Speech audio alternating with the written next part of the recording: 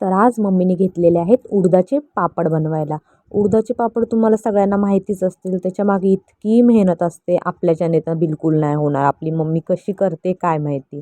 ते सगळ्यात पहिले असं मळून घ्यावं लागतं. त्याच्यानंतर मग खूप जोर लावून ठेचावं लागतं पाट्यावर वंट्यावर. तरी पण ते काही नरम होत नाही. असं ते झाल्यानंतर मग ह्या अशा धाग्याने त्याच्या लाट्या करून घ्याव्या लागतात.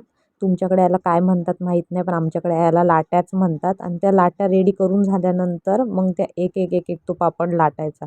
आणि ह्या झालेल्या आहेत तयार करून. लाट्या पूर्ण टोप भरलेला आहे. आता याला किती टाईम लागेल लाटायला माहीत नाही, कारण की माझी मम्मी इतका मोठा पापड लाटते.